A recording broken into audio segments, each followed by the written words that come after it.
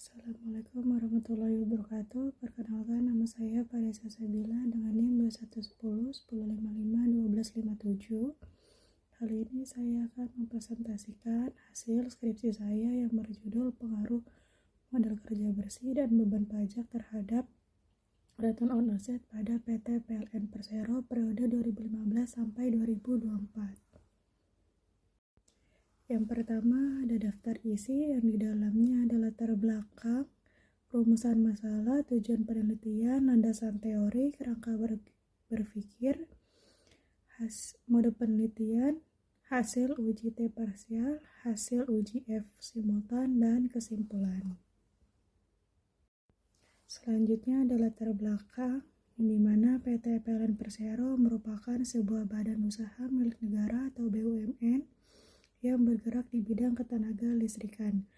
Untuk mendukung kegiatan bisnisnya, pada awal 2024, perusahaan ini telah mengelola beberapa pembangkit listrik dengan total kapasitas yang telah terrealisasi mencapai 79.936,46 MW untuk seluruh Indonesia.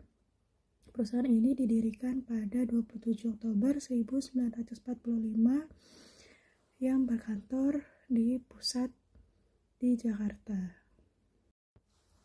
Selanjutnya ada rumusan masalah yang dibagi menjadi 3. Yang pertama, apakah terdapat pengaruh modal kerja bersih terhadap return on asset secara parsial pada PT PLN Persero. Yang kedua, apakah terdapat pengaruh beban pajak terhadap return on asset secara parsial pada PT PLN Persero. Dan yang ketiga, apakah terdapat pengaruh modal kerja bersih dan beban pajak terhadap return on asset secara simultan pada PT PLN Persero.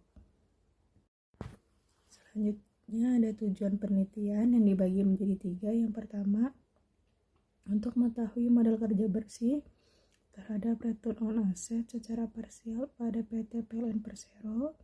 Yang kedua, untuk mengetahui pengaruh beban pajak terhadap return on asset secara parsial pada PT PLN Persero. Dan yang ketiga, untuk mengetahui pengaruh modal kerja bersih dan beban pajak secara simultan terhadap return on asset pada PT PLN Persero.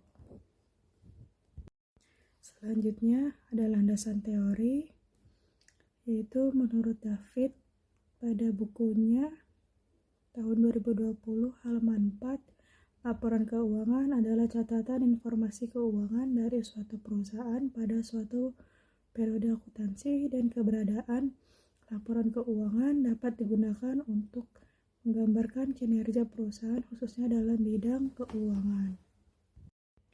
Dan selanjutnya ada kerangka berpikir. Untuk X1-nya itu ada modal kerja bersih, yang kedua ada beban pajak, dan Y-nya itu pakai return on asset. Selanjutnya itu ada metode penelitian. Untuk jenis penelitiannya itu, penelitian ini menggunakan pendekatan kuantitatif dengan jenis penelitian asosiatif. Jenis penelitian asosiatif digunakan untuk mengetahui hubungan serta pengaruh antara variabel yang diteliti. Terus yang kedua, untuk tempat penelitiannya itu, pada penelitian ini objek yang diteliti adalah PT PLN Persero, dan untuk variabel independennya itu modal kerja bersih dan beban pajak, dan untuk variabel dependennya itu adalah return on asset. Dan selanjutnya ada hasil uji T parsial yang menunjukkan bahwa beban pajak pengaruh signifikan terhadap return on asset. Selanjutnya ada hasil uji F simultan. Selanjutnya ada kesimpulan yang dimana modal kerja bersih dan beban pajak pada perusahaan yang diteliti secara simultan berpengaruh signifikan terhadap return on asset. Hal ini dibuktikan dengan nilai F hitung sebesar 10.717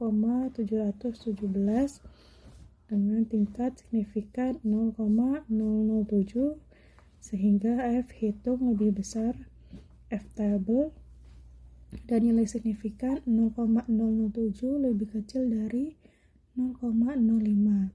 Dengan demikian, dapat disimpulkan bahwa kedua variabel independen secara bersama-sama berpengaruh signifikan terhadap return on asset. Dan secara parsialnya, hasil uji T menunjukkan bahwa beban pajak berpengaruh signifikan terhadap return on asset yang ditunjukkan oleh nilai signifikan 0,005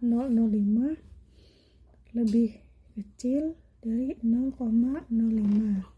Sedangkan modal kerja bersih tidak berpengaruh signifikan terhadap return on asset karena memiliki nilai signifikan 0,585 lebih besar dari 0,05. Terima kasih.